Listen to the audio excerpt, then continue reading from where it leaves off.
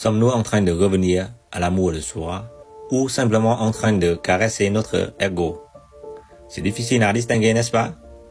Dans les deux cas, on revient à s'aimer soi-même. Dans les deux cas, on revient à se guérir.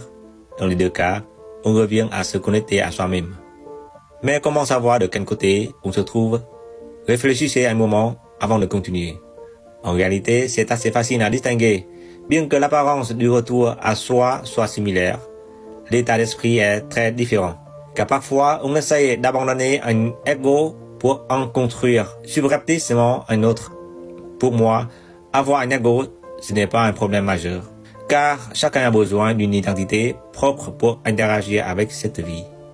Cependant, l'ego ne devient problématique que lorsque vous vous placez au-dessus des autres. Vous pensez mériter plus de priorité dans certaines situations ou dans de nombreuses situations. Vous considérez que votre souffrance et votre douleur sont plus importants que celles des autres. Et enfin, vous placez votre bonheur et vos idéaux de vie au-dessus de ceux des autres.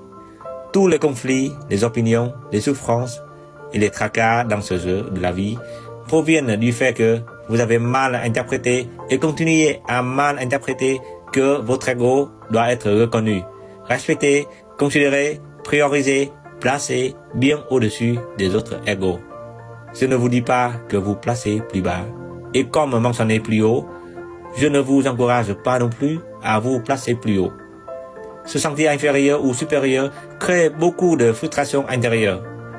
Vous avez le droit de vous sentir spécial, ce n'est pas un problème. Mais vous devriez aussi respecter le droit des autres à être spéciaux, donc personne n'est supérieur à l'autre.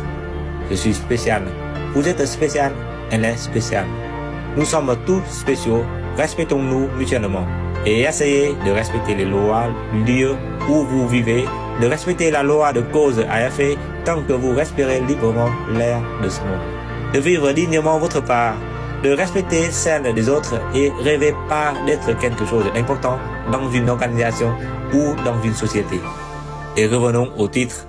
Si plus vous revenez à vous-même, plus vous vous guérissez, mais plus vous vous sentez supérieur aux autres ou plus spécial au point de les mépriser, alors attention, votre ego est en train d'être subtilement caressé et de gonfler chaque jour.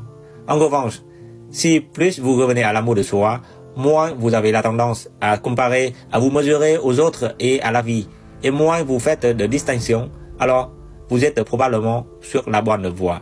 Donc, parfois, vous pouvez marcher des milliers de kilomètres, faire des choses que personne d'autre ne peut pas faire, mais si dans votre cœur, vous pensez « Oh, je suis vraiment spécial, je suis le meilleur parce que je fais ce que les autres ne peuvent pas faire, je suis au-dessus de tous », c'est fini. La guérison n'est pas ce qu'elle semble être.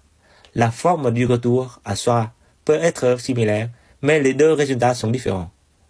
En résumé, vous pouvez faire ce que vous voulez, mais si vous constatez que vous avez moins de tracas, moins d'avidité et de colère, c'est un bon signe, une bonne voie.